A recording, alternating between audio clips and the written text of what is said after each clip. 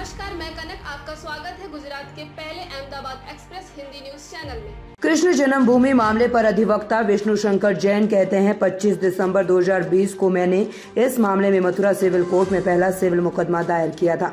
आज इलाहाबाद कोर्ट इस मामले पर अपना आदेश सुनाने जा रहा है। शाही ईदगाह मस्जिद का दावा है कि कृष्ण जन्मभूमि के लिए हमने जो याचिका दायर की है वह लागू नहीं होती। हमने अपनी बात रखी है कि पूजा स्थल अधिनियम यहाँ लागू नहीं होगा क्योंकि यह ASI संरक्षित स्मारक है। हम कोर्ट के आदेश का इंतजार कर रहे हैं। देखिए, काफी डिटेल्ड सुनवाई हुई है। मैं आपको बताना चाहता हूँ 25 सितंबर 2020 को मैंने इस केस में पहला सिविल सूट मथुरा की सिविल कोर्ट में दाखिल किया था।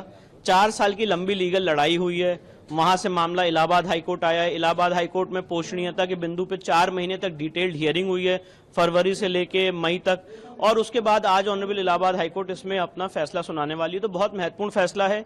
शाही ईदगाह मस्जिद का कहना है कि कृष्ण जन्मभूमि के लिए जो हमने केस फाइल किया है ये चलने लायक योग्य नहीं है, ये पोषणीय नहीं है, ये प्लेसेस ऑफ वर्शिप एक्ट से, वफ एक्ट से, स्पेसिफिक रिलीफ एक्ट से, लिमिटेशन एक्ट से, ऑर्डर 23 रूल 3A से बाधित है।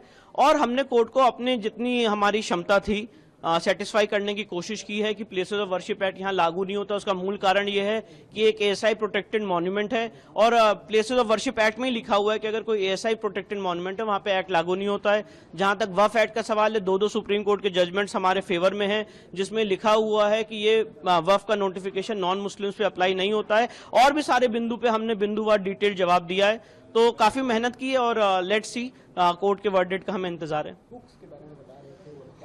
नहीं, ये एक होक्स है जो लोगों ने क्रिएट किया कि प्लेसेस ऑफ वर्शिप एक्ट की वजह से केस नहीं चल सकते इस तरह के।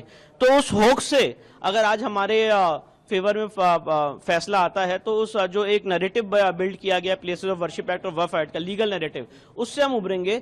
ऑलरेडी चलिए, आज की खबरों में बस इतना ही। देश दुनिया की ताजा खबरों के लिए जुड़े रहिए गुजरात का पहला Hindi news channel Ahmedabad express के साथ। नमस्कार।